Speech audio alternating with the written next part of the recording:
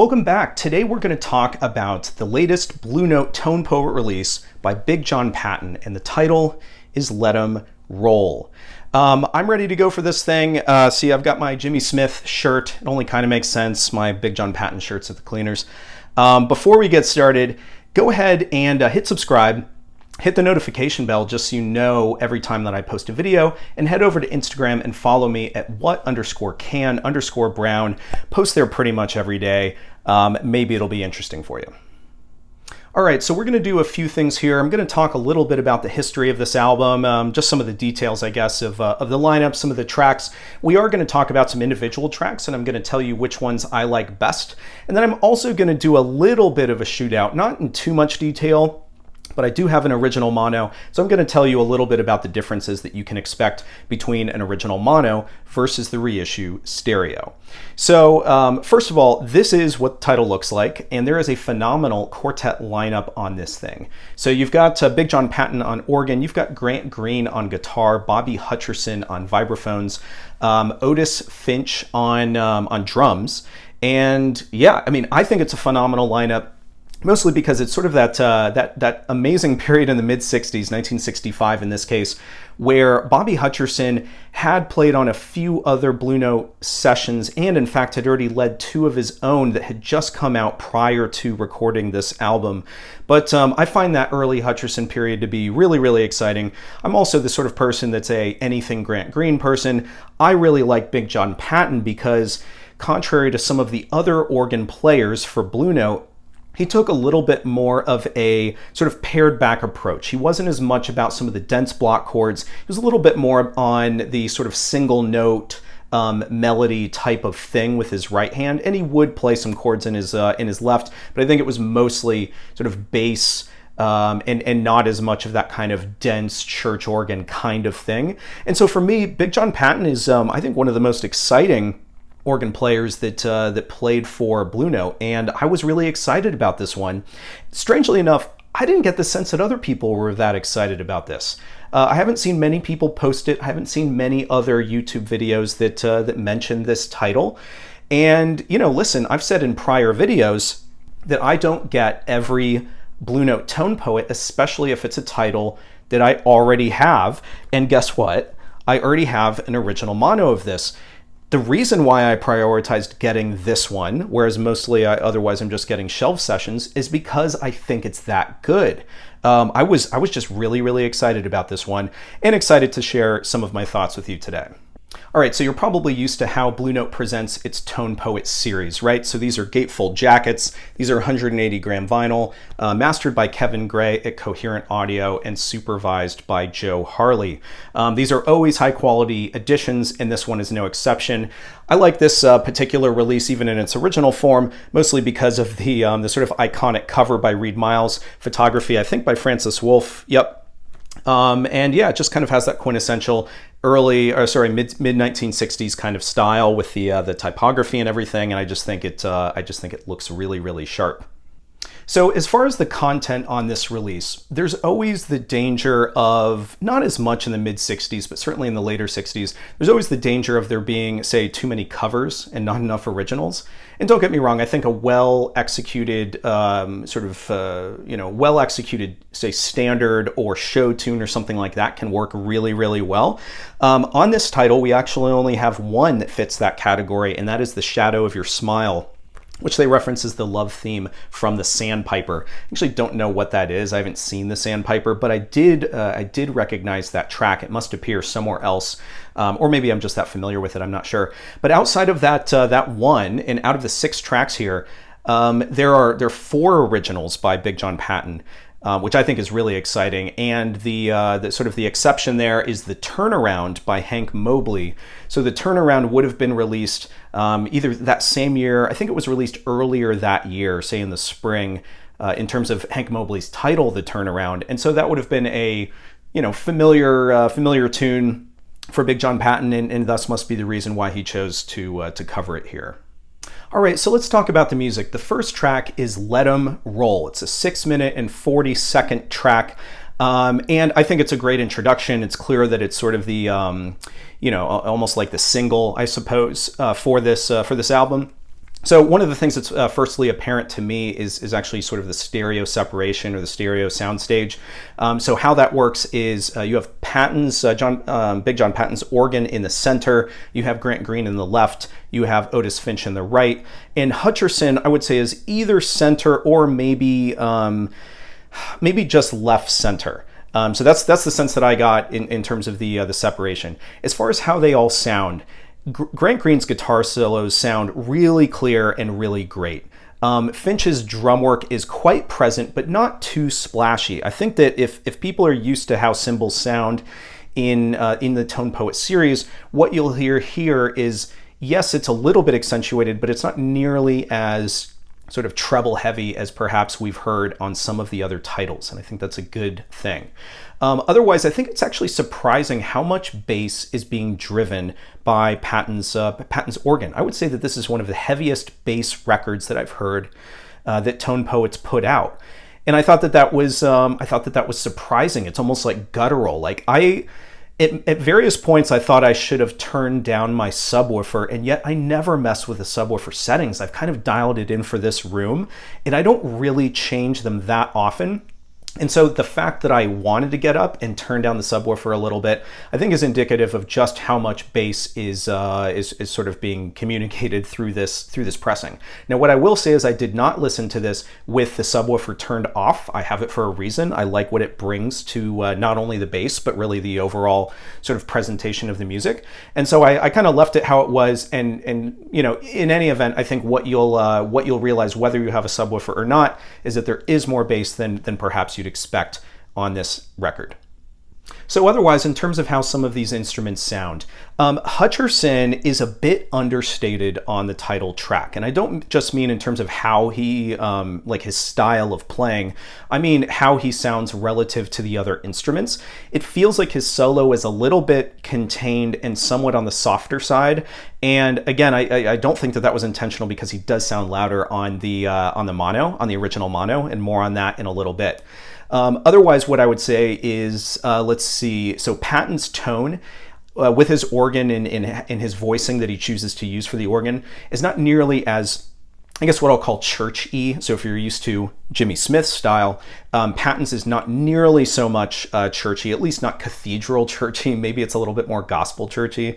But in any event, he doesn't kind of have those ringing, like I said earlier, these dense, like ringing, like block chords that Jimmy Smith really liked to use. Patton doesn't really use what I'll sort of call the sort of acrobatics either of the organ in terms of leveraging the entire instrument in terms of range and dynamics. Patton is much more understated, and for that reason, I much prefer Patton's style of playing.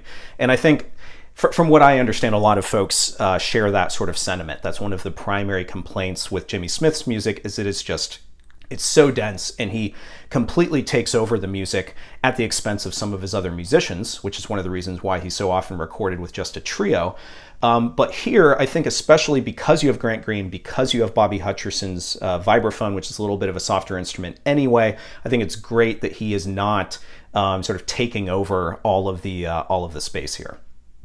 All right, track 2 is titled Latona, and this is my favorite track on the entire album. I think if you haven't heard this album and you're wondering whether to pick it up, I think Latona is going to be the thing or the track that sort of wins you over. It just feels like such an iconic track, and I think what I mean by that is that it sounds very recognizable to me because I've been listening to this album quite a bit.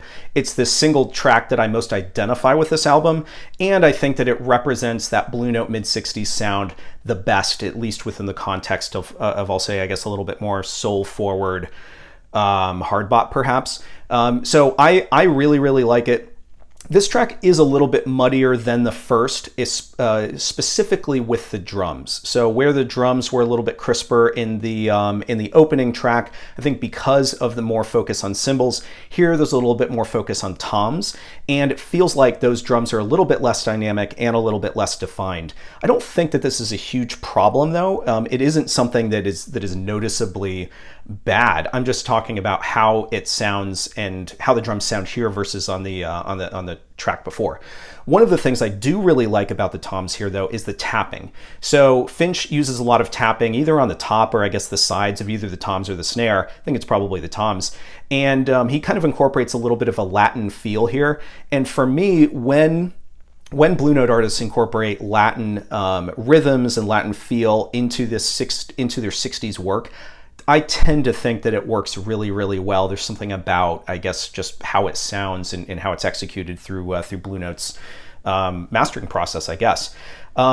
So let's see. I think when Grant Green comes in is another particular highlight. He kind of doubles the melody on this track, and I think it sounds really good, especially because as he's doubling the melody, Hutcherson then comes in and is sort of soloing over it, and I think it sounds really, really good. So if Hutcherson sounded a little bit more muted on the first track, I think he sounds a little bit better on this track. Like I said, really, really good.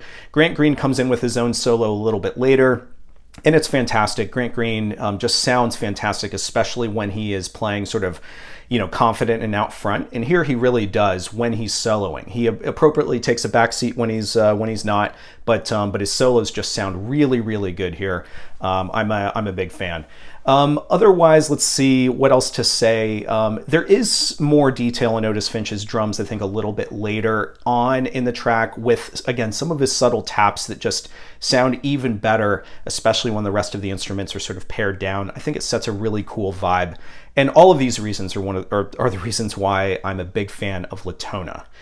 The third track that finishes out this album, unfortunately, is the weakest point of the album, and this is not, for me, and this is not a problem with the Tone Poet pressing. It's something that's just inherent to the music. It's my least favorite track of the album. Again, it's track 3, and that is The Shadow of Your Smile.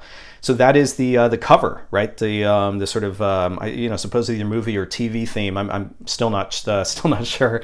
I just find that it sounds a little bit, I'll say, campy, and I don't know. I don't mean to disparage necessarily, but I think it anchors a little bit too much on the theme. It seems like it's there's not as much exploration around it, and it really is just highlighting probably what was supposed to be a familiar melody. And Patton does play that melody, and he does it fine. But again, I just think that this track is the weak point on the album. All right, so let's move on to side 2, and then I'll talk to you a little bit about the original mono and how that sounds in comparison.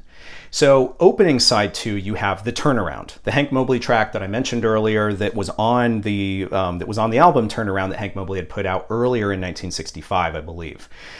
So here, I think that Patton does a really good job here reinterpreting this tune. So he kind of has a simplistic and single note sort of solo lines that he incorporates here that are surprising. It's always surprising, I think, when you hear that single note runs on the right hand done really, really well with organ, because it's always at the expense of it sounding maybe too simplistic, but I actually think here it works really well, and it helps drive the piece forward. Grant Green plays some accents on this that are really nice alongside Otis Finch's cymbals, which again are not too splashy, not too distracting. I think this one is executed really well, although I still would say probably Hank Mobley's version on his album is better, and I prefer the voicings on that version. But still, it's always nice to hear different interpretations of some of these great tracks. The next track is called Jake, and it is one of the most exciting, also one of the most adventurous pieces. Now, I'll put adventurous in quotes, or, at least sort of clarify. We're not talking about free jazz here, right? We're not really talking about post-bop. It's just that there's a little bit more expansion with the solos and how the track is structured versus it being sort of a straightforward, what I'll call soul jazz piece. And yeah, I just think it works really well, despite the fact that it's also the shortest track on the album. So it's both more adventurous, but also a little bit more contained. I understand that could be a little bit contradictory. The closing track is called One Step Ahead. And this is an interesting one as well. It's actually in 5/4. So the time signature is in 5/4, but not in a really obvious way. So if you think about, say, Take 5, right, the famous Dave Brubeck track that's in 5/4, it really leans into that with with the melody or with the comping in the piano. It really leans into the time signature, and this one doesn't. And I think the reason why is because Patton does a really good job expressing or building the melody within the context of 5/4, and it works on its own. You pay attention to the melody, you don't necessarily pay attention to the 5/4.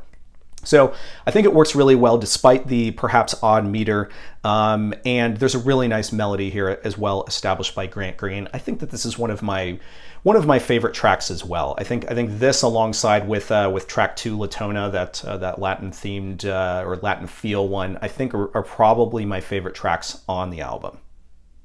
All right, so I'm going to give you some brief thoughts now that I have on the original mono pressing. So this is what the original mono looks like. It's pretty much the same. There's a little bit of a difference in orientation, because what they would do with the stereo is they would sort of bring down the whole image, and theoretically right up here where you see BLP 4239, what would be above it, if they sort of rolled this back, would be the BST 84239 as the catalog number. So anyway, it's the same, it's the same cover, and I think they did a good job representing it. But this is what the original mono looks like, and I thought I'd give you some thoughts here. And actually, this is a audition copy for the collector nerds out there. Which, by the way, typically mono releases of this time period, I think more and more were those preview copies, because they were meant for radio play, because they wanted to do the single speaker. Anyway, that's probably a topic for another video. So what to say about the original mono? First of all, it sounds fantastic. The original mono is not nearly as bass heavy as the Tone Poet, but you do still hear it well enough. And in fact, what I think differentiates it is that you hear the attack of the bass. And again, we're talking about Patton's left hand playing the bass on the organ, right? You hear the attack, but not as much of the sustains, not as much of that kind of boomy, like almost like, I don't want to say room shaking because I don't have my sub turned up that much, but there is a lot more of that guttural feel in the Tone Poet, and you really don't have that at all with the original mono. I think the mono has more of a quintessential 60s sound. And what do I mean by that? I think it's a little bit of that wall of sound. And that kind of makes sense because it's mono and you don't have the two channels. So it's coming at you with sort of one face, if you will. I personally really like having Grant Green in both channels with this mono edition. He sounds really bright. And if anything, I would say, because always the impact of brightness and sort of treble is how do the drums sound. I think if anything, Otis Finch's cymbals sound maybe even more splashy, or maybe they're just louder in the mono mix. And overall, again, it's more treble heavy. It feels just like a hotter mix, if that makes sense. And I think the best way to describe it is that the mono sounds like it has more energy. It's less understated, it's more in your face, and I think it brings all of that, again, mid-60s Blue Note sort of excitement that you might expect from some of these albums. So as far as John Patton, what are the differences with the original mono? I think that his organ sounds, this is probably not the right way to say it because I know it's a little bit more of a guitar term, but it sounds overdriven. So his organ has a little bit more of a rawness to it, a little bit, of just an overdriven sound. I think because it's hotter and because it's in mono. Hutcherson actually sounds more out front throughout this album. So whereas I said especially on the title track, Let 'Em Roll, on the Tone Poet, that Hutcherson was a little bit muted, here on that track, he sounds much more in front. Not necessarily in front versus the other musicians, but he sounds at least at parity with the other musicians, and I do think that is nice. Now, so therefore, there's not as much separation with him in mono, but what you get, I guess, is that it's not as much of him pushed to the back in that stereo mix. So I would say overall, if I'm thinking about mono versus stereo, I think I like the mono mix better for Hutcherson and for Green. But I do like the separation of the stereo too. I think that the Tone Poet makes it sound like it's a more modern pressing, and that's not a bad thing. I'm not saying that that's a criticism, whereas the mono is very much more of that mid-60s Blue Note sound. So it kind of depends on what you want. If you're the sort of person that really likes mid-60s Blue Note mono, well then obviously go for the original mono. If you're the person who likes a little bit more, if you prefer the stereo separation, if you prefer a little bit more detail, and certainly if you prefer bass, that really fills the room, then I think you're going to like the Tone Poet. All right, so for these reasons, I don't think that there's a clear winner. I think it just depends on which you prefer. I actually think that that Blue Note did an excellent job with this release. I think that if some of the complaints on some of the other editions are that symbols are too splashy, or whatever some of those complaints are, I don't think that there are those problems here. Obviously, I noted some differences between the mono and stereo, but I think that this is a really excellent release. And I think if anything, what I want to communicate in this video is less which is better, and more that if you aren't paying attention to this album, you really need to get it, because that sounds terrible. I think some people have overlooked this release, either because they think they know what to expect with Big John Patton and they're not interested in it.